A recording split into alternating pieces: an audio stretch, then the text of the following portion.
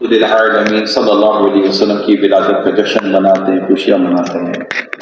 میں دارالمدینہ یونیورسٹی کے تمام ذمہ داران کا شکریہ ادا کرتا ہوں کہ انہوں نے اس اجتماع میں مجھے بیان کرنے کا نہ صرف موقع دیا بلکہ میری جو اس وقت خوشی ہے جس کی وجہ سے میں یہ جملے کہہ رہا ہوں وہ ہے کہ ایک ٹارگیٹڈ آڈینس اس وقت مجھے میسر ہے۔ میں ایک عرصے تک مدنی چینل پر لائیو یا کسی بھی پروگرام میں ایجوکیشن سے ریلیٹڈ جو ٹاپکس تھے اس پر کچھ نہ کچھ بیان کرنے کی کوشش کرتا رہا ہوں، لیکن ظاہر ہے کہ وہ بات ہر ایک کی کانوں تک پہنچے یہ ضروری نہیں ہوتا۔ لہٰذا آج چونکہ ایجوکیشن انڈسٹری سے ریلیٹڈ ایک اچھی خاصی تعداد اس وقت آڈیٹوریم میں جمع ہے اور ہمیں موقع ملا ہے کہ ہم نبی رحمت شفیع امت صلی اللہ تعالیٰ علیہ وآلہ وسلم کی ولادت پاک کے اس خوشی کے موقع پر، اس اجتماع کے موقع پر ہم اس بات کا جائزہ لیں کہ نبی رحمت صلی اللہ علیہ وسلم کی سیرت کو سامنے رکھ کر ہم اپنی ایجوکیشن انڈسٹری کے اندر کیا کیا بہتری لانے میں کامیاب ہو سکتے ہیں۔ بڑی مختصر سا وقت ہوتا ہے تو کوشش کروں گا کہ آپ تک یہ باتیں پہنچا دوں اور اس کو ہم سمجھنے کی کوشش کریں۔ نبی پاک صلی اللہ تعالیٰ علیہ وآلہ وسلم کی ایک بہت ہی پیاری ادا بخاری شریف اور دیگر کتب حدیث میں موجود ہے۔ لکھا ہے کہ ایک یہودی لڑکا رسول اکرم نور مجسم صلی اللہ علیہ وسلم کی خدمت کیا کرتا تھا۔ ایک دن میرے آقا صلی اللہ علیہ وسلم نے اسے نہ پایا، یعنی وہ نہیں تھا، تو آپ نے معلومات لی۔ یہ نبی پاک صلی اللہ علیہ وسلم کا یہ بھی ایک انداز تھا کہ اگر کوئی نظر نہ آتا، چاہے مسجد میں نظر نہ آئے یا کوئی نظر نہ آئے، تو نبی پاک صلی اللہ علیہ وسلم کا نوٹس کیا کرتے تھے، بھائی کہاں ہے۔ اور یہ سمجھنے میں مشکل نہیں ہے، یہ ایک لیڈرشپ اسکلز کی بہت ہی امپورٹنٹ چیز ہے کہ آپ کے ساتھ جو آگے پیچھے دائیں بائیں منسلک لوگ ہوتے ہیں ان کی ایبسنٹ کا نوٹس لیتے ہیں، اس سے ان کو بھی اندازہ ہوتا ہے کہ ہماری کچھ امپورٹنس ہے۔ تو یہ مسجد کے اندر ایک دفعہ نماز میں ایک صحابی نہیں تھے، تو نبی پاک صلی اللہ علیہ وسلم نے ان کے لیے معلومات بھی دینے کی کہ بات کے ارشاد فرمایا۔ اب یہ یہودی لڑکا تھا، خدمت بھی کرتا تھا، نبی پاک صلی اللہ تعالیٰ علیہ وآلہ وسلم نے دیکھا کہ وہ نہیں ہے، تو آپ نے دریافت کیا کہ وہ لڑکا کہاں ہے، تو بتایا گیا ہے کہ وہ تو سخت بیمار ہے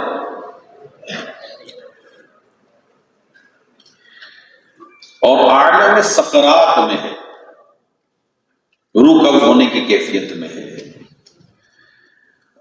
یہ سن کر رحمت للعالمین صلی اللہ تعالیٰ علیہ وآلہ وسلم اس کی عیادت کے لیے اس کے گھر تشریف لے۔ جب آپ نے اسے عالم سکرات میں ملاحظہ فرمایا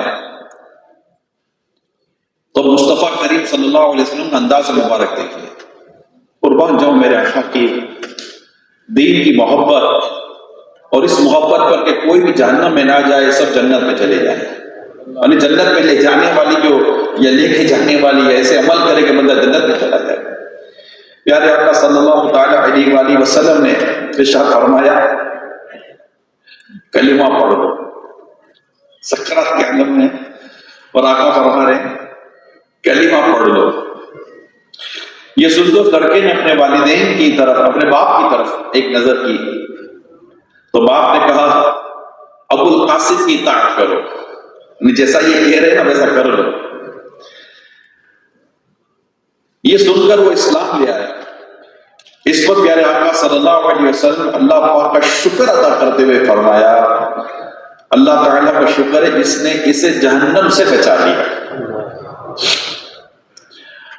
مسند امام اعظم کی روایت میں ہے کہ آقا دو جہاں صلی اللہ علیہ وسلم فرمایا اللہ کا شکر ہے جس نے میرے ذریعے ایک انسان کو جہنم سے بچایا۔ مفتی احمد یار کنیمی رحمۃ اللہ تعالیٰ علیہ ایک بڑی پیاری بات لکھتے ہیں شرح مشکات میرات المناجی میں۔ آپ لکھتے ہیں کہ کسی غیر مسلم کو قتل کرنے سے بہتر ہے کہ اسے مسلمان کیا جائے. اگر اسے مسلمان کرتے ہیں تو اس کی نسلیں مسلمان ہو جائیں گی، اس کے خاندان، اس کی نسلوں میں ایمان اور اسلام کا دور دورہ ہو جائے گا. میرے پیارے اسلامی بھائیوں، مدنی چینل کے ناظرین، اس حدیث پاک میں ایک پوائنٹ جو میں آپ تک پہنچانے کی کوشش کروں گا وہ یہ ہے، جو ہمیں سیکھنا ہے، سمجھنا ہے، کہ آقا دو جہاں صلی اللہ تعالیٰ علیہ وآلہ وسلم کی حدیث میں ایک فرد کی اہمیت کو بیان کیا گیا ہے، سنگل پرسن، کہ وہ بھی ایمان کی سلامتی کے ساتھ، ایمان کے ساتھ دنیا سے رخصت ہو جائے. وہ بھی کیوں اس طرح جائے کہ اس کا ایمان نہ ہو اور وہ جہنم کی آگ میں جلے. اور نبی پاک صلی اللہ تعالیٰ علیہ وآلہ وسلم خود اس کے پاس تشریف لے جا رہے ہیں. معلومات لے لی وہ بیمار ہے، ٹھیک ہے بیمار ہے، لیکن نبی رحمت صلی اللہ علیہ وسلم خود اس کے پاس تشریف لے جا رہے ہیں. تشریف لے جا کر اس سے کلمہ پڑھنے کی تلقین فرما رہے ہیں. اور جب وہ کلمہ پڑھ لیتا ہے تو آقا صلی اللہ علیہ وسلم کا انداز پاک دیکھیے، اور شارحین نے لکھا ہے کہ اب بظاہر اس کا کوئی فائدہ تو نہیں تھا، سکرات کے عالم میں تھا، نہ والدین کے لیے کوئی فروٹفل تھا، یوزفل تھا، نہ کسی اور کے لیے تھا، وہ تو دنیا سے جا رہا تھا. مگر دنیا سے جاتے ہوئے بھی یہ شخص کلمہ پڑھ کر جائے، سلامتی کے ساتھ جائے، یہ میرے مصطفیٰ کریم صلی اللہ علیہ وسلم کی پیاری سیرت سے ہمیں پتہ چلا. ایک سجدہ نہیں کیا اس نے، ایک روزہ نہیں رکھا اس نے، ایک زکات نہیں کی اس نے، صرف کلمہ پڑھتا ہے مسلمان ہوتا ہے. اور جو مسلمان ہوتا ہے اللہ پاک اس کے سارے پچھلے گناہ بخش دیتا ہے، سارے پچھلے گناہ بخش دیتا ہے. اور آقا صلی اللہ علیہ وسلم نے بشارت دی کہ اللہ پاک کا شکر ادا کرتا ہوں جس نے میرے ذریعے اس کو جہنم کی آگ سے بچا لیا. تو یہ جو میسج ہے نبی رحمت صلی اللہ تعالیٰ علیہ وآلہ وسلم کی پیاری پیاری سیرت میں، کہ آج ہم اس بات کو سمجھیں، کیونکہ الحمدللہ رب العالمین جس کو ہم کہتے ہیں کہ جشن آمد رسول کے طور پر الحمدللہ ہم زبردست اپنا سارا نظام بناتے ہیں اور اس کے لیے بھرپور تیاری کرتے ہیں. الحمدللہ بہترین انداز سے جشن آمد رسول کو ہم بنانے کی کوشش کرتے ہیں. اللہ نے چاہا تو یہ قیامت تک جاری رہے گا. لیکن میں جشن آمد رسول منانے والوں سے درخواست کرتا ہوں کہ مقصد آمد رسول کو بھی نظر انداز نہ کریں. یہ وقت ہے، کیونکہ یہ وہ مہینے، یہ وہ دن ہوتے ہیں کہ جس میں لوگ زیادہ نبی پاک صلی اللہ علیہ وسلم کی سیرت کو سمجھتے ہیں، سیرت کو پڑھتے ہیں اور سیرت سے سبق حاصل کرنے کی کوشش کرتے ہیں. اور ہمارے لیے یہی سیرت نجات کا ذریعہ ہے. لقد کان لکم فی رسول اللہ اسوۃ حسنہ، یہی ہمارے لیے نجات کا ذریعہ ہے کہ جو اس سیرت پر عمل کرے گا وہ نجات پائے گا. ایک ہی وے ہے، کوئی دوسرا وے نہیں ہے. تو نبی پاک صلی اللہ علیہ وآلہ وسلم نے خود اپنی آمد کا مقصد بیان کیا ہے، قرآن نے بھی بیان کیا ہے. آیتیں پڑھ کر بیان کرتے ہیں، تزکیہ نفس کرتے ہیں، ہماری اصلاح فرماتے ہیں. قرآن کریم نے مقصد آمد رسول کو قرآن کریم نے ایک سے زیادہ جگہ پر بیان کیا. اور خود رسول اکرم صلی اللہ تعالیٰ علیہ وآلہ وسلم نے بھی اپنی آمد کا مقصد بیان کیا ہے کہ مجھے اللہ پاک نے کیوں بھیجا ہے، میں کیوں آیا ہوں. امتیوں کو چاہیے کہ رسول اکرم صلی اللہ تعالیٰ علیہ وسلم کی جو آمد کا مقصد ہے اسے یاد رکھیں اور اس پر عمل کریں. اب مثال کے طور پر آج اسٹوڈنٹ بھی ہیں اور ایجوکیشن انڈسٹری سے ریلیٹڈ بھی لوگ ہیں، اور میں کہوں کہ معلم، اگر میں ایک لفظ استعمال کروں تو ایک معلم طبقہ اس وقت یہاں پر آڈیٹوریم میں موجود ہوگا جو سیکھنے سکھانے کی فیلڈ میں ہے، ٹیچنگ کی فیلڈ میں ہے. آقا صلی اللہ علیہ وسلم فرماتے ہیں وَإِنَّمَا بُعِثْتُ مُعَلِّمًا، ابن ماجہ کی حدیث ہے. وَإِنَّمَا بُعِثْتُ مُعَلِّمًا، آقا صلی اللہ علیہ وسلم فرماتے ہیں یعنی میں تو معلم ہی بنا کر بھیجا گیا ہوں. یعنی اپنی تشریف لانے کا مقصد میرے آقا صلی اللہ علیہ وسلم نے یہاں بیان کیا. وَيُعَلِّمُكُمُ الْكِتَابَ وَالْحِكْمَةَ، قرآن کریم میں سورہ بقرہ میں یہ بھی اللہ پاک نے ارشاد فرمایا ہے اور تمہیں کتاب اور پختہ علم سکھاتا ہے. میرے آقا صلی اللہ تعالیٰ علیہ وآلہ وسلم کا جو انداز مبارک تھا. اس پہ اتنی حدیثیں ہیں. اب میں ایک ایک کر کے ساری حدیثیں آپ کو بیان کروں. میں نے ان حدیثوں کو پوائنٹ وائز حاصل کرنے کی کوشش کی ہے کہ اس کے مختلف پوائنٹس مل جائیں. جب آپ حدیثیں پڑھیں گے تو آپ کو یہ، اور سرکار کی سیرت پڑھیں گے تو آپ کو یہ چیزیں نظر آئیں گی کہ نبی پاک صلی اللہ علیہ وسلم کس طرح کے معلم تھے، کس طرح نبی پاک صلی اللہ علیہ وسلم سکھایا کرتے تھے، اور وہ کون سی کوالٹیز تھی جو نبی پاک صلی اللہ علیہ وسلم نے ہم تک پہنچائی ہے اور تربیت فرمایا اور تفہیم فرمائی ہے. یعنی اگر کوئی ایسا کام کرتا، کئی دفعہ ایسے واقعات ہوئے، کوئی ایسا کام کرتا تو نبی پاک صلی اللہ علیہ وسلم سے ڈانٹا نہیں کرتے تھے، نہیں ڈانٹتے تھے، نرمی سے سمجھایا کرتے تھے. اور ٹیچرز کو بھی یہ کرنا چاہیے. ایون کہ میں ٹیچر سے کیوں بات کروں، سب سے پہلے معلم تو اس کے والدین ہیں. ہر بچے کی جو فرسٹ معلم ہے، فرسٹ ٹیچر اس کی امی اور اس کے ابو ہیں، اور جو سب سے پہلا ادارہ ہے، تعلیمی ادارہ، وہ اس کا گھر ہے. تو ماں باپ کو بھی چاہیے کہ رسول اکرم صلی اللہ تعالیٰ علیہ وسلم کی سیرت کے اس پہلو کو سمجھے کہ آخر ہم نے بچوں کو، اسٹوڈنٹس کو، یا مدارس میں ہیں تو اپنے مدارس میں اپنے طلبہ کرام کو، یا آپ کسی اتھارٹی پر ہیں تو آپ کے تحت جو لوگ کام کر رہے ہوتے ہیں، آپ کے ماتحت جو لوگ کام کر رہے ہوتے ہیں، آپ کسی آفیسر سیٹ کے اوپر ہیں، آپ کسی ڈیزیگنیشن کے اوپر ہیں، تو آپ کے تحت جو لوگ کام کر رہے ہوتے ہیں ان کے ساتھ ہم نے کیا انداز اختیار کرنا. غلطی کس سے بھی ہوتی ہے، غلطی ہم سے بھی ہوتی ہے، غلطی سب سے ہوتی ہے. ایک صحابی رضی اللہ تعالیٰ عنہ سے ایک غلام نے، ایک غلام سے غلطی ہو گئی تو انہوں نے ان کے ساتھ سخت رویہ اختیار کیا. رائٹ، انہوں نے ان کے ساتھ ایک سخت رویہ اختیار کیا. ایک آواز پیچھے سے آئی، تمہیں جتنا اختیار ہے نا اس پر، اس سے زیادہ تیرے رب کو تجھ پر اختیار ہے.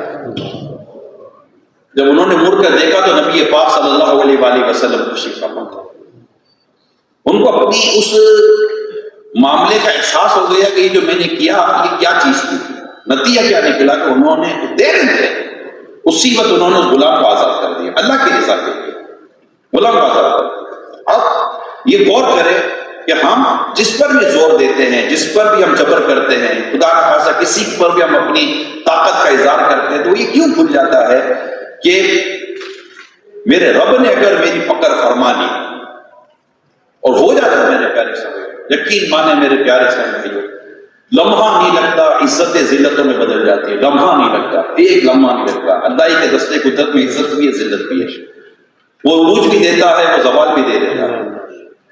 ہمیں چاہیے کہ ہر وقت اپنے رب سے ڈرے، جو بھی کام کرے اپنے رب سے ڈر کر کرے. کوئی دیکھے نہ دیکھے، کوئی سنے نہ سنے، کسی کو پتہ ہو یا نہ پتہ ہو، ہمارا رب سمیع ہے، ہمارا رب بصیر ہے، ہمارا رب علیم ہے، ہمارا رب خبیر ہے. اس کی شان یہ ہے کہ علیم بذات صدور، اس کی شان یہ ہے کہ وہ دلوں میں آنے والے خیالات کو جانتا ہے کہ اس بندے کے دل میں خیال کون سا. ہم دنیا کو کتنا ہی دھوکہ دے رہے ہیں کہ نہیں جناب میری نیت یہ نہیں تھی، نہیں جناب میرا ارادہ یہ نہ تھا. ارے خدا کے بندو، وہ رب جو جنت اور جہنم کا مالک ہے، وہ رب جو سزا اور جزا کا مالک ہے، وہ رب جو موت اور زندگی کا مالک ہے، وہ رب جو رزق دینے کا مالک ہے، وہ رب جو رزق میں تنگی لانے کا مالک ہے، وہ رب جو رزق میں وسعت دینے کا مالک ہے، عزت و ذلت کا مالک وہ رب ہے. اے بندے، تیرا رب جانتا ہے کہ تو کیا کر رہا ہے. علیم بذات الصدور، تیرا رب جانتا ہے جو تیرے دل میں. ہمارے دلوں میں آنے والے خیالات کو ہمارا رب جانتا ہے. ڈرنا اپنے رب سے ہی چاہیے. اور جب بندہ اپنے رب سے ڈرتا ہے نا تو پھر جیسے کہ نبی پاک صلی اللہ علیہ وسلم آرام فرما رہے تھے، آپ نے تلوار لٹکائی ہوئی تھی، ایک غیر مسلم آتا آپ کی تلوار اٹھاتا ہے اور پوچھتا ہے اور کہتا ہے اے محمد صلی اللہ علیہ وسلم، بتاؤ تمہیں مجھ سے کون بچائے گا، بتاؤ مجھے تمہیں مجھ سے کون بچائے گا. میرے آقا فرماتے ہیں اللہ. ایک ہی جملہ ارشاد فرمایا، تلوار اس کے ہاتھ سے گرے. آقا نے تلوار اٹھائی، فرمایا آپ بتا تجھے مجھ سے کون بچائے گا. تو اللہ پاک کی محبت، اللہ پاک کی الفت، اللہ پاک کی معرفت اور اللہ پاک سے ڈرنا سیرت رسول صلی اللہ علیہ وسلم کا اہم ترین ٹاپک. البغض فی اللہ، الحب فی اللہ والبغض فی اللہ. محبت بھی اللہ کے لیے ہے، نفرت بھی اللہ کے لیے ہے. تو نبی پاک صلی اللہ تعالی علیہ وآلہ وسلم نے جس انداز سے تفہیم فرمائی، تربیت فرمائی، اس کے میں نے 2-3 جھلکیاں آپ کو بیان کی ہیں. لیکن میں وقت کی کمی کی وجہ سے اس کو پوائنٹ وائز بیان کر دیتا ہوں. خبردار متنبع کر کے سمجھایا. یہ نبی پاک صلی اللہ علیہ وسلم کا انداز ہے. ایک صحابی رضی اللہ تعالیٰ عنہ نے ایک غزوے میں کسی کو قتل کر دیا. وہ قتل جب کر رہے تھے تو وہ کلمہ پڑھ رہا تھا. تو نبی پاک صلی اللہ تعالیٰ علیہ وسلم کے تک جب بات پہنچی تو آپ نے فرمایا کہ تم نے اسے قتل کیوں کیا جبکہ وہ کلمہ پڑھ رہا تھا؟ تو نبی پاک صلی اللہ علیہ وسلم فرمایا, وہ صحابی رضی اللہ تعالیٰ عنہ کہتے ہیں یا رسول اللہ وہ اپنی جان بچانے کے لیے کلمہ پڑھ رہا تھا, وہ اپنی جان بچانے کے لیے کلمہ پڑھ رہا تھا. نبی پاک کی نصیحت اور نبی پاک کا انداز اور نبی پاک کی تنبیہ کا انداز دیکھیے. کیا تم نے اس کا دل چیر کے دیکھا تھا؟ کیا تم نے اس کا سینہ چیر کے دیکھا تھا؟ اس طرح کا فرمان ہے. کتنی مختصر سی بات ہے, کتنی مختصر سی بات ہے. کوئی وہ طویل میں نے روایت میں اس کے اوپر بیان نہیں پڑا. کتنی مختصر سی بات ہے اور وہ سمجھ گئے کہ میرے سے کیا بھول ہو گئی. تو نبی پاک صلی اللہ تعالیٰ علیہ وسلم خبردار کرتے اور متنبع کر کے سمجھانا, یہ آقا کا انداز تھا. سیغہ امر سے سمجھاتے تھے, یعنی کہ ایسے انداز سے سمجھاتے تھے کہ اس کو لگے کہ یہ بات کرنی ہے, کام کرنا ہے. اسی طرح بیان نتیجے کے ساتھ سمجھانا, ایسی بات کرنا جس کا نتیجہ نکلتا. ہم بیان کرتے لیکن ہمارے عین سننے والے کہتے ہیں کہنا کیا چاہتا تھا بھیا, یہ تو بتاؤ نتیجہ کیا نکلا. نبی پاک صلی اللہ علیہ وسلم جب کوئی بات ارشاد فرماتے تو اس کے نتیجے کے ساتھ بات ارشاد فرمایا کرتے تھے. مزاج اور عادت اور نفسیات کو پیش نظر رکھنا, یعنی یہ میرے روایت میں اور روایت کی شروعات میں نے پڑھا ہے کہ نبی پاک صلی اللہ علیہ وسلم اپنے صحابہ کرام کے مزاج کو جانتے تھے. کسی کو فرماتے غصہ مت کرو, کسی کو فرماتے یہ کام مت کرو. وہ تین دفعہ پوچھتے تو میرے آقا تین دفعہ فرماتے غصہ مت کرو, کیونکہ نبی پاک صلی اللہ علیہ وسلم کے مزاج کو جانتے تھے. لوگوں کے مزاج کے مطابق ان کی تفہیم کرنا. اب ہماری کلاس کے اندر, ہمارے لیکچر کے اندر ایک بڑی تعداد اسٹوڈنٹس کی جب بیٹھتی ہے تو ہمیں یہ پتہ ہونا چاہیے, ایز اے ٹیچر علم ہونا چاہیے کہ وہ 20 25 30 50 اسٹوڈنٹس ہوتے ہوں گے کلاس کے اندر. تو ہمیں پتہ ہونا چاہیے کہ اس کلاس کے اندر اسٹوڈنٹس کے نیچر اور مزاج کے بارے میں کیا ہے. اس سے اس کے مزاج اور نیچر کے بارے میں بات کریں گے تو اللہ پاک نے چاہا تو وہ آپ کے قریب آئے گا, کیونکہ ٹیچر کے جب اسٹوڈنٹ قریب آئے گا نا تو ٹیچر کی بات اس کے دل میں اترے گی, ورنہ وہ ٹیچر سے نفرت کرے گا. وہ آئے گا پڑھا کر چلا جائے گا, مقصد ہی حاصل نہیں ہوگا. پیارے آقا صلی اللہ تعالیٰ علیہ وسلم مرتبے کے لائق سلوک فرماتے, جس کی جیسی پوزیشن ہوتی اس کو اس کے مطابق سمجھایا کرتے تھے. ایک بہت خوبصورت بات نبی پاک صلی اللہ علیہ وسلم کی میں نے پڑھی. اگر کوئی غلطی کرتا, مثال کے طور پر جیسے ہم یہاں بیٹھے ہوئے, رائٹ, میں ہم یہاں بیٹھے ہوئے, کوئی اس اجتماع میں کوئی سی نازیبہ حرکت کرتا ہے, کوئی غلطی کرتا ہے. اب یہ ارے بھائی آپ کیا کر رہے ہیں, یہ کوئی کام ہے کرنے کا, اب سب کے سامنے اس کو اس کی پوزیشن کیسی آکورڈ ہو جائے گی. آقا دو جہاں صلی اللہ علیہ وسلم کے انداز سے مبارک نہیں تھا. اب معلم بنا کر دیں گے, جس کو بھی معلم بننا ہے, ٹیچر بننا ہے, استاد بننا ہے, اس کے پاس کوئی آپشن نہیں ہے سوائے سے کہ رسول اکرم صلی اللہ علیہ وسلم کی سیرت کو پڑھے. کہ جس کلچر کو نبی پاک صلی اللہ علیہ وسلم نے تبدیل کیا, آج ہمارا وہ کلچر اتنا گیا گزرا نہیں تو وہ کلچر تھا. یہاں تو بھی غنیمت ہے. تو اب کوئی سی بات کیا ہے آڈیٹوریم میں کر دے اور یہاں سے اگر میں کہہ دوں ارے بھائی کیا کر رہے ہیں آپ, یہ تو طریقہ کرنے کا, اب یہ طریقہ نہیں ہے سمجھانے کا. نبی رحمت صلی اللہ علیہ وسلم جب ایسا کوئی معاملہ دیکھتے تو آپ منبر پر تشریف لاتے اور تشریف لا کر فرماتے لوگوں کو کیا ہو گیا ہے جو اس طرح کا عمل کرتے ہیں, آپ اس کا پردہ رکھا. یہ نبی پاک صلی اللہ علیہ وسلم انداز ہے. یہ میں آپ کو ایک جاتے جاتے ایک بیان کے دوران ایک بات بتا دوں. اسٹوڈنٹ کے ساتھ ساتھ ظاہر ہے کہ ہم سب میں سے ایک بڑی تعداد والد کی بھی ہوتی ہے, ہمارے بیٹے ہوتے ہیں, ہماری بیٹیاں ہوتی ہیں. دو بیٹوں کے سامنے ایک بیٹے کو نہ سمجھایا کرے, بہت بری بات ہے. میں آپ کو صحیح بتا رہا ہوں. اچھا سمجھاتے بھی ایسا ہے, دیکھو اس کو کتنا سمجھدار ہے, کتنا یہ ہے کہ اس کے سامنے آپ اس کی تعریف کر رہے ہیں اور اس کو ڈانٹ رہے ہیں. اس سے اس بیٹے کے دل میں اپنے بڑے بھائی کا اور آپ کا بغض جمع ہوا. اگر آپ نے کوئی بات سمجھانی ہے تو اپنے بیٹے کو الگ کریں. آپ کو بیٹی کو کوئی بات سمجھانی ہے تو بھائیوں اور بیٹی کے سامنے نہ سمجھا, پلیز الگ لے جائیں. باپ کو چاہیے کہ معلم بننے کی صلاحیت، معلم بننے کی تربیت حاصل کرے، اس طرح نہ کرے۔ ایون کہ اگر آپ کو بیوی کے ساتھ کوئی شکایت ہے، اگر آپ کی بیوی نے کوئی ایسا کام کر دیا، اتنے عجیب کمیونٹی ہماری جو ہیں، میں ان کو کہہ رہا ہوں، جو نہیں ہے ڈیفینیٹلی نہیں ہے 100%، تو کبھی بات نہیں کی جائے گی، اللہ پاک کی رحمت، اچھے لوگوں کی بھی کمی نہیں ہے، مگر جنرل بات کر رہا ہوں۔ کئی ایسے لوگ ہیں جو اپنی بیوی کو اپنے بچوں کے سامنے اس کی اصلاح کرتے ہیں، یار تو یہ کرنا چاہیے تھا، اب کتنی بار سمجھایا یہ مت کرو، اب وہ آپ کی بیوی ہے مگر آپ کے بچوں کی ماں ہے، اب بچوں کے سامنے ان کی ماں کو ذلیل کر رہے ہیں، اس کی ماں کو رسوا کر رہے ہیں، آپ کے بچہ آپ سے محبت کیسے کرے گا؟ اگر آپ نے کوئی بات اپنی بیوی سے کرنی ہے یا بیوی کو اپنے شوہر سے کوئی بات کرنی ہے تو آپ کا روم الگ ہے۔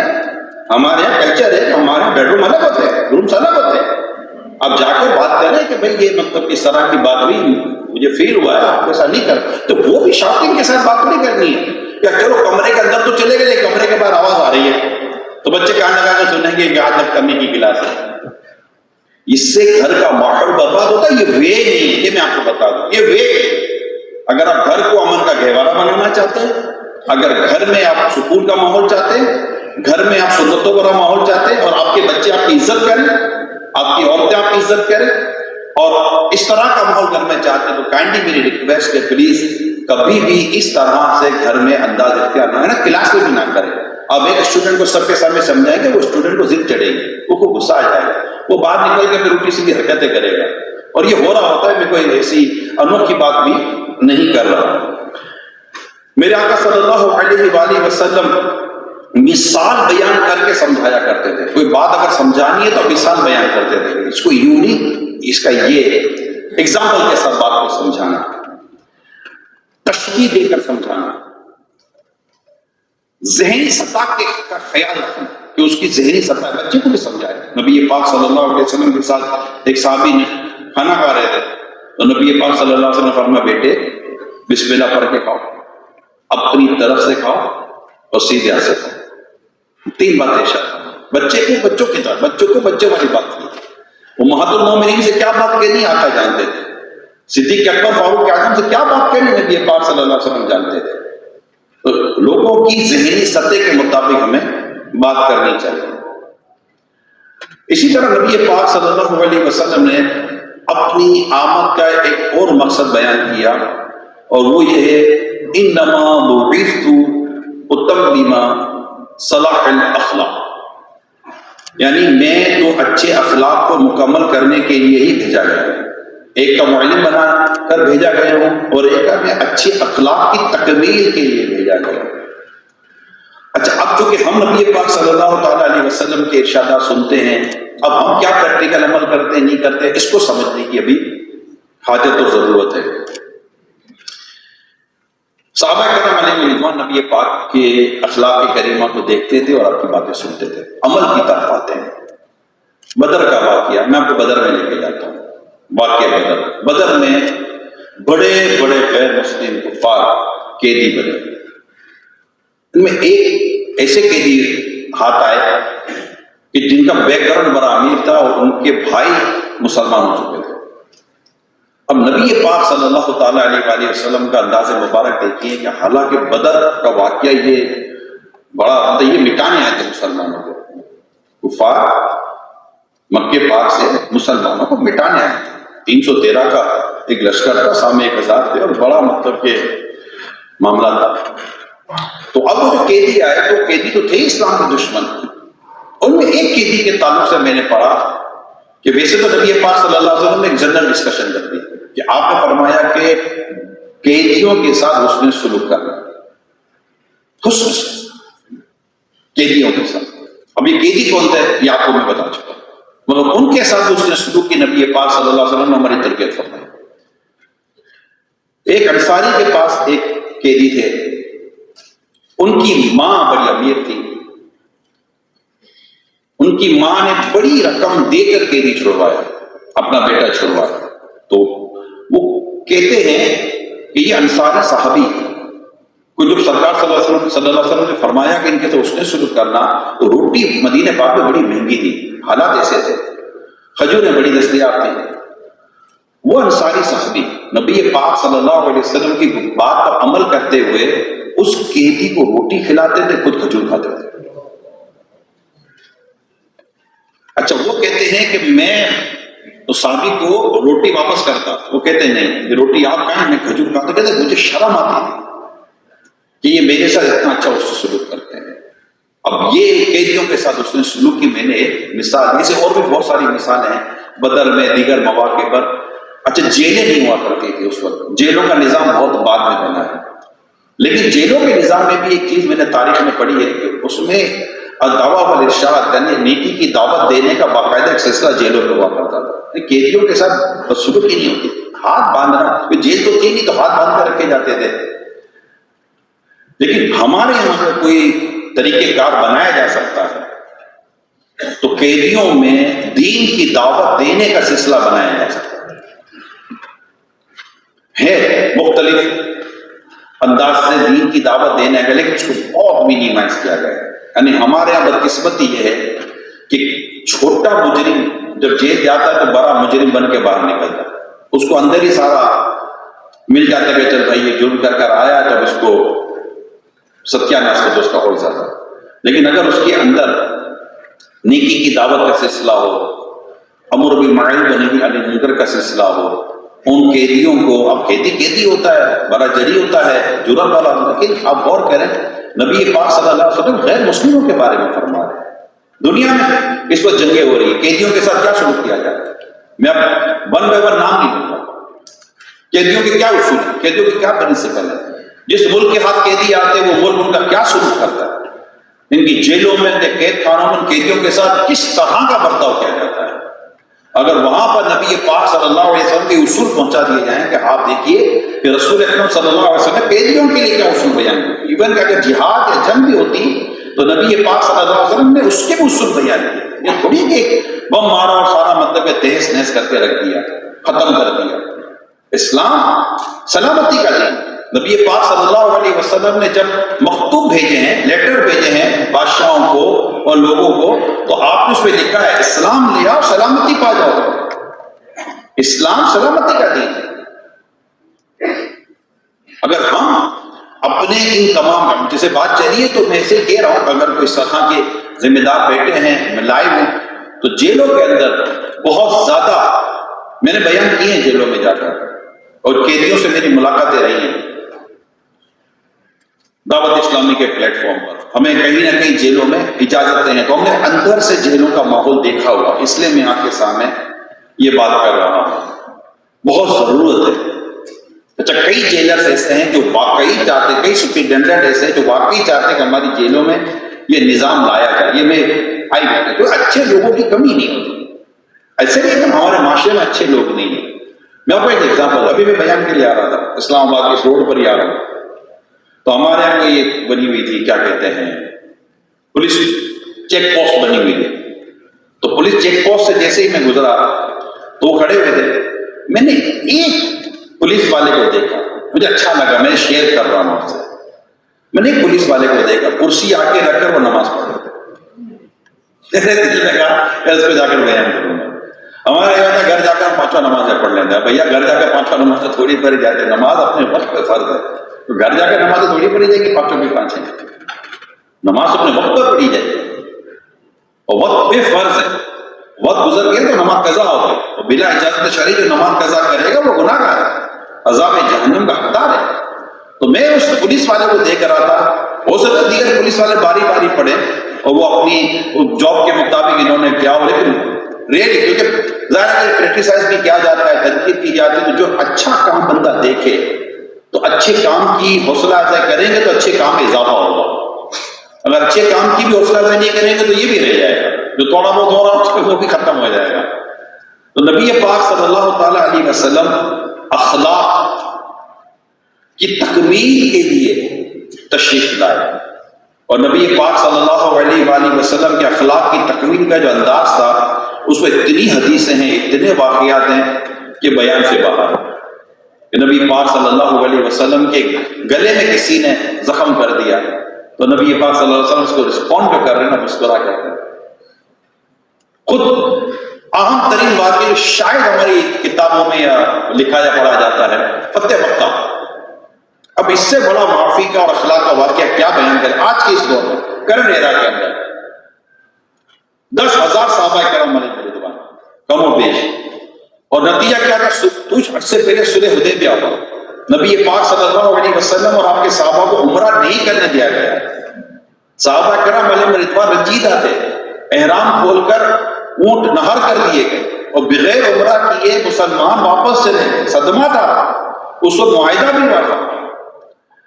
مگر دیکھیے کہ کچھ ہی عرصے کے بعد رسول اکرم صلی اللہ تعالی علیہ وآلہ وسلم فاتح مکہ بن کر مکہ پاک میں تشریف لاتے. اور آج کے اس دور میں غور کیجیے, میں اصل میں چاہتا یہ ہوں کہ ہم اپنے اسٹوڈنٹس کو اور اپنی کمیونٹی کو اور اپنی کمیونٹی کے ذریعے نان مسلم کمیونٹی کو بتائیں کہ اسلام و دین کا اصل پیغام ہے کیا. مسکنسیپشنز اتنے اسٹیبلش کر دیے گئے ہیں اور باقاعدہ پری پلان کیے گئے ہیں.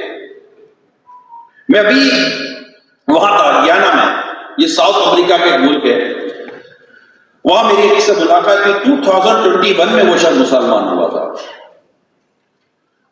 کسی بہت اچھا ریزن تھا, وہ طویل گفتگو ہو جائے گی. تو میں نے اس کو پوچھا کہ کیا لگا تمہیں مسلمان ہونے کے بعد؟ میں آج بھی اس کی فیملی کرسچن ہے مگر وہ مسلمان ہو گیا. میری فرسٹ ملاقات کی ان سے, وہ ایئرپورٹ مجھے چھوڑنے آ رہے تھے تو میں نے پوچھا کیسا لگا مسلمان ہونے کے بعد. مگر مجھے اسلام کے تعلق سے جو بریفنگ تھی وہ بریفنگ اتنی غلط تھی کہ مجھے نہیں لگتا تھا کہ مجھے مسلمان ہونا چاہیے. لیکن مسلمان ہونے کے بعد میں نے اسلام کی اسٹڈی کی, کمپلیٹلی نیگیٹو مائنڈ دیا گیا تھا. اسلام ایسا نہیں ہے جیسا بیان کیا گیا. اچھا, اب اسلام ایسا نہیں ہے جیسا بیان کیا. اسلام جیسا ہے وہ بیان کون کرے گا؟ ہمارے ٹیچر بیان کریں گے, ہمارے اسکالرس بیان کریں گے, ہمارے پروفیشنلس بیان کریں گے, میڈیا پر بیان کریں گے. ایک دوسرے کے بارے میں کیچڑ اچھالنے کے بجائے اسلام و دین کی خوبصورت تعلیمات جب ہم پہنچائیں گے تو لوگ جھوک در جھوک مسلمان ہوں گے, اسلام قبول کریں گے, دین کے قریب آئیں گے. تو اندازہ ہو جائے گا کہ دین اتنا پیارا ہو, عورتیں مسلمان نہیں ہو رہی. میرا یورپ اور یوکے کا سفر تھا, وہاں میں نے تھوڑی بہت معلومات دی تو پتہ چلا عورتیں مسلمان نہیں ہو رہی. کیوں؟ جو سوشل میڈیا پر یا میڈیا پر جس طرح کا اسلام اور عورتوں کے ساتھ زیادتی کا جو انداز بتایا جاتا ہے, تو میں نے کہا یار یہ مطلب جہلیت والے لوگ ہیں, علم والے لوگ نہیں ہیں. آپ نے کس علماء کو, کس شخصیت کو, کس پڑھے لکھے آدمی کو آپ نے یہ کرتے ہوئے دیکھا ہے؟ ہمارے تو عورتوں کے بڑے حقوق بیان کیے گئے اور عورتوں کو بڑی عزت کے ساتھ رکھا جاتا ہے. عورتوں کے ساتھ اس کی وراثت رکھی گئی ہے, عورتوں کے ساتھ اس نے سلوک کی تاکید کی گئی ہے. قرآن میں عورتوں کے ساتھ اس نے سلوک کی تاکید کی گئی ہے. لیکن اتنا غلط میڈیا پر اچھالا جا رہا ہے. سوشل میڈیا وار ہے, سیدھی بات, یہ میڈیا وار ہے. میڈیا میں بھی سوشل میڈیا وار ہے. جو سوشل میڈیا پر جتنی اپنی پوزیشن لے کر بیٹھ جاتا ہے اسی طرح وہ مائنڈ بنانا شروع کر دیتا ہے. میں تمام سوشل میڈیا ایکٹیوسٹ جتنے ہیں, یوٹیوبر ہیں, میری ملاقاتیں ہوئی ہیں بعضوں کے ساتھ, یوٹیوبر ہیں, اپنے فیس بک کے اوپر بناتے ہیں, اپنے ویلوگ بناتے ہیں. میں کہا آپ کچھ بناتے ہو, اسے اسلام و دین کو کیا فائدہ ہوتا ہے؟ اتنا نالائق انداز ہوتا ہے لائک بنانے کے لیے. اب لائک لینے ہیں تو اس کے لیے نالائق بنو. بھائی اسلام و دین کی اور خوبصورت باتیں کرنے کے لیے آپ کے پاس کانٹینٹ بہت ہے. اگر آپ اس طرح کانٹینٹ لے کر چلیں تو یہ میڈیا کے ذریعے بہت سارے کام ہو سکتے ہیں. اب اس کے لیے ظاہر ہے کہ تربیت بہت ضروری ہے. تو میں فتح مکہ کی بات کر رہا تھا کہ فتح مکہ کے وقت نبی پاک صلی اللہ علیہ وسلم کے سامنے وہ لوگ کھڑے تھے جنہوں نے نبی پاک صلی اللہ علیہ وسلم کو ظلم کیا, زیادتی کی. آپ اپنا شہر مکہ پاک چھوڑ کر مدینہ منورہ ہجرت فرما گئے. اشبار تھے, غمزدہ تھے, آپ کی بیٹی شہید ہوئی ہے, آپ پر طرح طرح کے اور آپ کے صحابہ پر طرح طرح کے ظلم کیے گئے. مگر اے نبی پاک صلی اللہ علیہ وسلم کے غلاموں, نبی پاک کی سیرت کو محبت و پیار سے دیکھنے پڑھنے والوں, کیا آپ کو پتہ نہیں آقا نے فرمایا کہ آج کے دن تم سب کے لیے معافی ہے؟ اس اعلانیہ معافی کو جو فتح مکہ کے وقت ہوئی, میں کہتا ہوں کہ آج کی دنیا اس اعلانیہ معافی کی مثال لا کر دکھا دے مجھے. کیا نہیں تو ڈرے ہوئے تھے کہ نہ جانے ہمارے لیے کیا حکم ہوتا, ہماری گردنیں مار دی جائیں گی. اور نبی پاک صلی اللہ علیہ وسلم کے اس اعلان کے بعد کئی غیر مسلم مسلمان ہو گئے.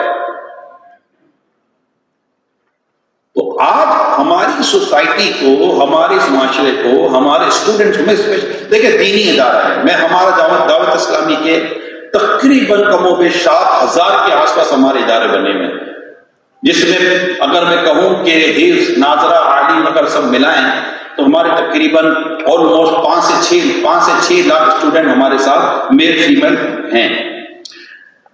وہاں پر یہ تعلیم دی جا رہی ہے۔ میں اس کی ایگزامپل پہلے بھی دیتا تھا، اب بھی دیتا ہوں۔ جب یونیورسٹی میں ایگزام ہوتا ہے تو باہر رینجرز اور پولیس کھڑی ہوتی ہے، کالج کا ایگزام ہوتا ہے باہر رینجرز اور پولیس کھڑی ہوتی ہے، لیکن جب مدرسے کا امتحان ہوتا ہے تو نہ پولیس کھڑی ہوتی ہے نہ رینجرز کھڑی ہوتی ہے۔ کب مدرسے کا امتحان شروع ہوا ختم ہو گیا پتہ ہی نہیں ہوتا۔ یہ جسٹ ایک ایگزامپل تھی، کیونکہ وہاں پر قال اللہ تعالیٰ و قال رسول کی سطح ہے، معین کے ساتھ ساتھ ادب سکھایا جاتا ہے، وہ اللہ کے حبیب صلی اللہ علیہ وسلم کی سنتوں پر عمل کرنے کا طریقہ سکھایا جاتا ہے۔ اب ہمیں یہ کہا جائے کہ جناب ایک عالم کو ایسا ایسا ایسا ایسا ہونا چاہیے، ڈاکٹر ہونا چاہیے، فلاں ہونا چاہیے، انجینئر ہونا چاہیے، میں کہتا ہوں ایک عالم کو یہ ہونے کی باتیں جو آپ کرتے ہیں، میرا سوال یہ ہے کہ ایک ڈاکٹر کو ایک امام کیوں نہیں ہونا چاہیے؟ 6 مہینے میں امام بن جائے گا۔ امام کی اگر اہلیت دیکھنا چاہے تو اب ایک امام صاحب کو کب ڈاکٹر بنانے بیٹھیں گے؟ بھیا 25-30 سال کی عمر ہو گئی، ڈاکٹر بن کے نکلے گا تو اس کا حال کیا ہو؟ پتہ نہیں پھر وہ اس پوزیشن میں رہیں گے کہ نہیں رہیں گے، جو ہمارا نظام تعلیم بنا ہوا ہے، جو ایٹماسفیئر بنا ہوا ہے، جو انوائرمنٹ بنا ہوا ہے، تو ہم خود ہی آگے ہیں۔ تو میں نے آج اس اجتماع کے لیے کچھ پوائنٹس آپ کے لیے لکھے ہیں، میں چاہ رہا ہوں کہ یہ پوائنٹس میں آپ تک پہنچا دوں، اور اس کو تجاویز ہے میری، کیونکہ یہ ایجوکیشن سے ریلیٹڈ اجتماع ہے۔ آج میری تجاویز ہیں دعوت اسلامی کے اس پلیٹ فارم پر، ان تجاویز کو غور کر لیں، جو بھی اتھارٹیز ہیں وہ غور کر لیں، اگر کچھ کر سکتے ہیں تو کر لیں۔ کرنے کے کئی کام ہیں جو کر سکتے ہیں۔ کچھ لوگ بیکار کوئلہ دھونے بیٹھے ہوئے ہیں، میں ایک مثال سمجھ لیں، کوئلے کی دھلا کرتے، کوئلہ دھونے کے سوا بھی اور 10 کام ہیں۔ کچھ کام ایسے جو کوئلہ دھونے کی مثال ہے، وہ ان میں نہیں کوئی بہتری آنے کی بظاہر نہیں۔ تو زندگی تھوڑی ہے، کچھ ایسے کام کر جائیں کہ مرے تو اللہ پاک کے حضور سرخر ہو جائیں، اللہ پاک ہمیں انعام دے، اللہ پاک ہمیں اجر دے، اللہ پاک اپنی رحمت سے ہمیں بلا حساب جنت میں داخلے کی خوشخبری دے، ہم سے حساب نہ ہو قیامت کے دن۔ ہم کس چیز کا حساب دے سکیں گے؟ سرکار دو جہاں صلی اللہ علیہ وسلم فرماتے ہیں دعا کرو، مخاشف مطلب جس سے پوچھ گچھ ہوگی وہ ہلاک ہو جائے کہ اللہ دعا کیا کرو کہ اللہ بغیر پوچھ گچھ کے ہماری مغفرت کرے۔ یہ اپنی دعا میں یاد رکھیں، یہ جب بھی دعا کرے یا اللہ بغیر حساب کے جنت دے، یہ دعا کر لیا کرے، کیا جاتا ہے یا اللہ بغیر حساب کے جنت۔ وہ کریم ہے، وہ رحیم ہے، وہ ستار ہے، وہ غفار ہے، وہ سبحان ہے اور وہی رحمان ہے۔ بندہ اسے دعا کرے، اللہ پاک اس کی دعا کی وجہ سے اس کے دل بدل دے گا، اس کی عادتیں بدل دے گا، وہ نیکی والے کام کرے گا، وہ اچھی صورتیں نکالے گا۔ نبی پاک صلی اللہ علیہ وسلم امت کے لیے کچھ ایسا کام کر کے دنیا سے جائے گا کہ لوگ یا تو اس کے بارے میں لکھیں گے یا اس کے لکھے ہوئے کو پڑھیں گے۔ تو کچھ تجاویز ہیں نصاب کے تعلق سے۔ یہ تجاویز جو میں نے لکھی ہیں اسلامی معاشرہ، مسلم سوسائٹی اور اسپیشلی مسلم اسلامی مملکت پاکستان کہ جو اسلام کے نام پر آزاد ہوا ہے، اس اور ہمارا جو نصاب ہے، ہمارا جو آئین ہے، اس کو پیش نظر رکھتے ہوئے میں نے کچھ باتیں بیان کی ہیں جو اگر آپ چاہیں تو انشاءاللہ ہماری نیت ہے کہ اس طرح کی چیز ہم دارالمدینہ یونیورسٹی میں جو لے آئیں گے، اسکول کالج اور یونیورسٹی میں انشاءاللہ ہم یہ چیزیں لائیں گے، اللہ پاک نے چاہا تو کوشش کریں گے۔ نمبر 1، آپ کا جو اسٹوڈنٹ ہے نا، جب وہ فارغ ہو، پاس آؤٹ ہو آپ کی یونیورسٹی سے یا کالج سے، اس کو قرآن دے کر پڑھنے آنا چاہیے۔ ایک بڑی تعداد کو قرآن دے کر پڑھنے نہیں آتا، اس نے 25 سال 26 سال 30 سال اپنی یونیورسٹی میں گزار دیے، وہ ایم فل کر گیا، پی ایچ ڈی کر گیا، اس کے علاوہ اور بھی کچھ کر گیا، وہ کافی اسکلز اس کے ڈیولپ ہو گئی، مگر میرے اندر کے واسطہ کافی پڑھتا ہے اور ٹھیک ٹھاک اسٹوڈنٹ کے ساتھ میں بیٹھا ہوں، مگر میری یہ ایکسپیرینس ہے کہ ہمارے ان اسٹوڈنٹس کو دیکھ کر، جی ہاں دیکھ کر قرآن درست پڑھنے نہیں آتا۔ تو اب اتنا عرصہ پڑھے، اب قرآن درست پڑھانے میں ہمارے کیا جاتا ہے؟ کتنی دیر لگتی ہے قرآن درست ہو جائے گا؟ تھوڑی دیر لگتی ہے. ولنگ چاہیے، صرف ولنگ چاہیے، صرف جذبہ چاہیے. نمبر 2، قرآن کو سمجھنے کی لیاقت پیدا کروائی جائے کہ وہ قرآن کو سمجھ سکے. نمبر 3، منتخب حدیثیں ان کو زبانی یاد کروائی جائیں اسٹوڈنٹ کو، اور اس کے ٹاپک لیے جائیں. مثال کے طور پر ظلم کا ٹاپک لیا جائے، خیانت کا ٹاپک لیا جائے، دھوکے کا ٹاپک لیا جائے، بددیانتی کا ٹاپک لیا جائے. حدیث ہے کہ جس کا جو امانت دار ہے اس کا کوئی دین نہیں، اور آقا فرماتے جو ہمیں دھوکہ دے وہ ہمیں سے نہیں، اس کو ایسی باتیں بتائی جائیں. دیکھیں میری اپنی انڈرسٹینڈنگ یہ ہے کہ ہماری جو بھی ایلیٹ کلاس ہے وہ یہ یونیورسٹی سے نکلے گی، چاہے وہ اے آئی کی طرف جائے، جو HR کی طرف جائے، وہ MBA کی طرف جائے، کسی بھی اسکلس کی طرف جائے، کسی بھی کمپیوٹر کی طرف جائے، کسی بھی مہارت کی طرف جائے، اس میں موسٹلی پاس آؤٹ ہونا ہے یونیورسٹی اور کالجز کے ساتھ. تو وہاں پر ہماری یہ درستی لانا بہت ضروری ہے اسٹوڈنٹ کے لیے. تو اس کو حدیثیں یاد کروائی جائیں، اور یہ سب کے ایگزامینیشن کے طور پر یہ ہوں، اور حدیثیں ہم انشاءاللہ آپ کو دے سکتے ہیں، ایسا نہیں دے سکتے.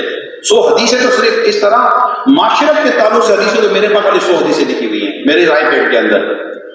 سیرت مصطفیٰ کا کما حق رسالہ، کہ اس کو بتایا جائے نبی پاک صلی اللہ علیہ وسلم کی سیرت. نمبر 1 جو بھی چند کتابیں ہیں، چند باتیں بیان کی. نمبر 2 نبی پاک صلی اللہ علیہ وسلم کے کمالات، نبی پاک صلی اللہ علیہ وسلم کے معجزات، نبی پاک صلی اللہ علیہ وسلم کے غزوات، اور اس میں غزوات کے اندر جو نبی پاک صلی اللہ علیہ وسلم کے میں نے چند باتیں بیان کی، کتنا حسن اخلاق کا مظاہرہ نبی پاک صلی اللہ علیہ وسلم اور صحابہ کرام کا بیان کیا گیا. یہ اسٹوڈنٹ کو سکھایا جائے. پھر حسن معاشرت، یہ اسٹوڈنٹ کو سکھایا جائے گا. اب یہ کیا فلاں جگہ پر فلاں ملک میں دیکھو یہ ہے یہ ہے یہ ہے، وہاں پر یہ ہے، ارے بھائی ہم نے سکھایا نہیں ہے. آج ہمارے لوگ کہتے ہیں کہ یار اسلام کی اصل تعلیمات تو کوئی اور لے گیا، ہم دیں گے تو ہمارے لوگ لیں گے نا. یہیں پر معاشیات سکھائی جائے، تجارت سکھائی جائے. یعنی میرا یہ پوائنٹ ہے، بہت کور پوائنٹ میں آپ کے ساتھ ڈسکس کر رہا ہوں. ہمارے اسٹوڈنٹ کو ایک ہی دھن ہے کہ میں جاب لوں، AI کے نام پر، ابھی آج کل AI کا دور ہے، MBA کے نام پر یا CA کے نام پر یا فلاں کے نام پر. بزنس کی طرف نہیں جاتا. اچھا اسٹوڈنٹ کون سا بزنس کی طرف جاتا ہے؟ جس کا اپنا فیملی بزنس ہے، جس کے والد صاحب خود ایک بزنس مین ہے، تو ان کا بیٹا جب پڑھتا تو بزنس کی طرف آ جاتا ہے. موسٹلی اسٹوڈنٹ بزنس کی طرف نہیں آتے، جاب کی طرف جاتے ہیں، اور جاب کی طرف جانے کی وجہ سے ان کو جاب ملتی نہیں ہے، بے روزگاری بڑھتی ہے. بے روزگاری کی وجہ سے ہمارے پڑھے لکھے لوگ اسٹریٹ کرائم میں مبتلا ہو گئے، پڑھے لکھے لوگ پکڑے گئے، جو پولیس کے اپنے اسٹیٹمنٹ ہیں، ویڈیوز ان کی بنی ہوئی ہیں. روزگار نہیں ہے، تعلیم دیں گی، تربیت نہیں. اگر ہم اپنے اسٹوڈنٹس کو بزنس کی طرف لے کے جائیں، بزنس ماڈل کی طرف لے کے جائیں جو ہمارے ٹیچر کر سکتے ہیں، اور وہ بتائیں کہ آخر ایک ملک بھی، جب ملک کی کوئی بھی اتھارٹی ہو، آخر لاکھوں لوگوں کو جاب کہاں سے دے گی؟ جب اچھا جاب دینے کے لیے انڈسٹری کا ہونا ضروری ہے، بزنس کا ہونا ضروری ہے. جب بزنس ہو نہیں رہا ہے تو جاب کہاں سے ہوگی؟ اور جب بزنس نہ ہونے کی ایک وجہ ہماری بہت بڑا اماؤنٹ اداروں کے لیے سودی طور پر پڑا ہوا ہے. ابھی کہاں بزنس میں لگائیں گے یار، سود پر اتنا پرسنٹیج مل رہا ہے، 1 کروڑ پر آرام سے مطلب ان کو 2-2.5 لاکھ روپے مل رہے ہیں، کون اس کو کھائے گا؟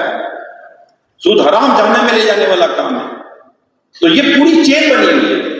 تو اگر یہ اسٹوڈنٹ کو اس طرح بھی ذہن دیا جائے، اسی طرح گھر کیسے اچھا چلے گا. ہمارے طلاق کے ریشو بڑھ گئے، یہ شادی کرتے ہیں خلا، اس وقت عورت کے اندر طلاق کے کیسز کم، خلا کے کیسز زیادہ ہیں، اور اس کی ایک وجہ لو میرج، فیملی انوالو ہی نہیں ہوتی. اس طرح کے اداروں میں آپس میں دوستیاں ہو جاتی ہیں، شادیاں ہو جاتی ہیں، اور پھر انڈرسٹینڈنگ ہوتی ہی نہیں ہے. وہ شادی کے بعد اس کو بوائے فرینڈ ڈھونڈ رہی ہوتا ہے، بوائے فرینڈ ڈھونڈ رہی ہوتی ہے، اور وہ شادی کے بعد اس میں وائف ڈھونڈ رہا ہوتا ہے، اپنی گرل فرینڈ ڈھونڈ رہا ہوتا ہے. اب وہ گرل فرینڈ وائف ہو گئی، وہ بوائے فرینڈ شور ہو گیا، اب اتنی پورا اسٹیٹس ہی تبدیل ہو گیا، اور کہاں سے مطلب انڈرسٹینڈنگ رہے گی. البتہ یہ میں نے چند چیزیں آپ کو بیان کی ہیں. اس کے ساتھ ساتھ ہم مسلم سائنٹسٹ کے نام اور ان کے کارنامے بتاتے ہیں، لیکن مسلم سائنٹسٹ کس طرح سائنٹسٹ بنے، کیا کیا کمپرومائز کیے، کیا کیا سیکریفائس کیے، ہمارا یہ بیان عمومی طور پر ہمارے اداروں میں نہیں ہوتا. باوقار اور خود مختار قوم بن کر دنیا میں ایک اچھے اور کامیاب مسلمان ہونے کا ثبوت پیش کر سکیں، ہم ایسے اسٹوڈنٹ اور ایسی پروڈکٹ اپنے اداروں سے نکالیں. ان تمام کے لیے آخر میں بیان کرتا ہوں، ان تمام کے لیے جو مین چیز ہے، نمبر 1 کیریکولم کام کرنا پڑے گا. ہم نے کیریکولم امپورٹ کیا تھا، ہماری اپنی چیزیں بہت کم ہیں. اگر ایک اسلامی سوسائٹی کے طور پر اور ایک اپنی خود مختاری کے طور پر، اپنی خودداری کے طور پر اور کسی کام کے طور پر چاہتے ہیں تو ہمیں اپنے کیریکولم کو اثر نو اس کا جائزہ لینا پڑے گا. تو میری آپ کے آفیشل سے جو بات ہے، میں خود اپنی طرف سے نہیں کہہ رہا. نمبر 2، یہ سب کچھ ہونے کے بعد ٹیچرز ٹریننگ کرنے پڑے گی. ایسے ٹیچرز آپ کو پروڈیوس کرنے پڑیں گے جو خوف خدا، عشق رسول، عشق صحابہ اہل بیت کے ساتھ ایسی تعلیم و تربیت کرنے والے بن جائیں کہ انشاءاللہ تعالی یہ چیزیں اللہ پاک نے چاہا تو بدلتی رہیں گی، اچھی ہوتی رہیں گی. دارالمدینہ جو اسلامی جو ہمارا یہ یونیورسٹی ہے، ہم نے اس کے لیے یہ ذہن بنایا ہے کہ انشاءاللہ جو یہاں سے پاس آؤٹ ہوں گے، اللہ پاک نے چاہا تو ان کی اسکلز اور ان کی ایجوکیشن بھی اچھی ہوگی. اور یہ جو کہ دعوت اسلامی کا ماحول ہے، دعوت اسلامی سنتوں پر ماحول لگتی ہے، عشق رسول کا ماحول لگتی ہے، عمل کی طرف بلاتی ہے، صرف علم کے ساتھ نہیں ہے. علم کے ساتھ تربیت کا ماحول دعوت اسلامی دیتی ہے، اجتماعات کے ذریعے، مدنی قافلوں کے ذریعے، نیکی کی دعوت کے ذریعے، لٹریچر کے ذریعے، رسالوں کے ذریعے، بکس کے ذریعے، اسی طرح ہمارے تعلیمی اداروں کے ذریعے. تو انشاءاللہ تعالی جب یہ ہوگا تو اللہ پاک نے چاہا تو بہترین ہو جائے گا. کریکٹر بلڈنگ دعوت اسلامی کا یہ مین امتیازی شان. اللہ پاک ہمارے امیر سنت میرے پیر و مرشد حضرت علامہ مولانا محمد الیاس قادری صاحب کو سلامت رکھے. 81 میں انہوں نے دعوت اسلامی کا کام شروع کیا. آج 2024 ہے، آلموسٹ 43 ایئر ہوئے. 43 ایئر میں لاکھوں lakh male and female volunteer ہیں اور آلموسٹ 52,000 ہمارے امپلائیز ہیں جو دنیا بھر میں کام کر رہے ہوتے ہیں. اور یہ پورا سیٹ اپ ہے. ایک کریمنل لائف سے نکل کر جب وہ دعوت اسلامی میں آتا ہے، الحمدللہ کریکٹر بلڈنگ کے ساتھ اس کا کام ہو جاتا ہے. تو یہ کام ہو سکتا ہے. یہ جملہ نہ کہا جائے کچھ بھی نہیں ہوگا. مہربانی کر کے اگر یہ جملہ کہیں بھی کسی کے ذہن میں ہے کیا کچھ نہیں ہو سکتا، بہت کچھ ہو سکتا ہے. کرنے والی طبیعت میں قلندری ہونی چاہیے، طبیعت میں ایک جوش و جذبہ اور عزم ہونا چاہیے. الحمدللہ وی کین ڈو ایوری تھنگ. اللہ پاک ہم سب کو عمل کرنے کی توفیق عطا فرمائے. آمین. بجائے خاتم النبیین صلی اللہ تعالی علیہ وسلم. صلو علی الحبیب صلی اللہ تعالی علیہ وسلم. میں تمام مہمانوں کا شکریہ ادا کرتا ہوں. ماشاءاللہ آپ یہاں آئے اور آپ نے یہاں آ کر اجتماع میں سیکھنے سکھانے کا جو ہمارا سلسلہ تھا وقت نکالا. آپ نے اسی طرح وقت نکالا کرے. انشاءاللہ تعالی یہ وقت نکالنا دنیا میں بھی کام آئے گا، آخر میں کام آئے گا. بہت بہت شکریہ آپ سب کا. اللہ آپ کو جزائے خیر عطا فرمائے. آمین آمین آمین. حدیث پاک میں ہے التائب من الذنب کمن لا ذنب له. گناہوں سے توبہ کرنے والا ایسا ہے جیسے اس نے گناہ کیا ہے. تو ہر وقت توبہ استغفار کرتے رہنا چاہیے. ہمارے پیارے سرکار صلی اللہ علیہ وسلم کی سیرت کے تعلق سے ہم نے سنا، ہمارے پیارے نبی صلی اللہ علیہ وسلم کی مبارک سیرت کا یہ بھی حصہ ہے کہ آپ ڈیلی 70 ٹائم یا 100 ٹائم استغفار کرتے تھے. حالانکہ ہم معصوم اور معصوموں کے سردار ہیں. تو خیر توبہ استغفار بھی کرتے رہنا چاہیے. اور